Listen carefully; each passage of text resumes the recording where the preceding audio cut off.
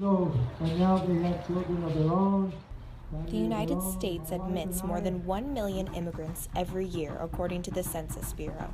And as of 2013, almost 10% of Colorado's population was made up of foreign-born immigrants.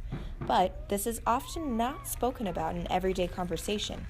A project called One Action 2016 is working to change this one event at a time. Well, one of the real benefits of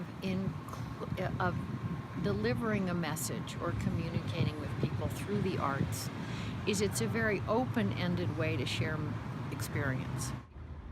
One Action hopes to help the community realize that almost every person in this country has an immigrant past.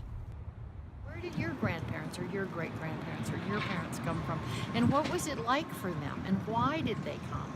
And in fact, are their reasons or their experience so different than the people who are now coming? One Action 2016 is working with 55 partners like the Boulder Museum of Contemporary Art, the Boulder Public Library, and the Lafayette Arts Hub. Together, these organizations put on films, performances, lectures, and especially art shows like Crossing Borders. So the show is art about the immigration experience. So we had pieces that represented the artist's own personal immigration experience, their family's immigration experience for some artists. The Dairy Arts Center in Boulder is another one of One Action 2016's 30-plus allies. Because of this partnership, they put out a call for art in both English and Spanish for the very first time. In the end, Crossing Borders showed creations from 19 different artists who were from 13 different countries. Right, you don't want to limit at all who's applying to this. We want sort of those artists and people in that population that wouldn't maybe normally apply to our calls. Starting a conversation on this issue is not just about raising awareness for those participating in the events. It also helps the artists come to terms with things that they have never had to deal with before. It was an incredibly healing process. I've long believed that art saves lives.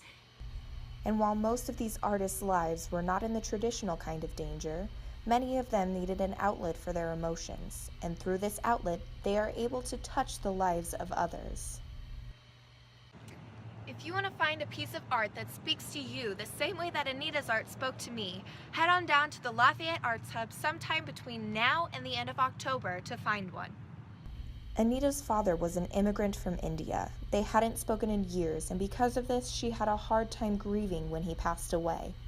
In doing the art that was about him, I got to walk in his footsteps, fly those miles with him, and cross that ocean. And it was a hugely moving process for me. The art became a journey of discovery for me, too.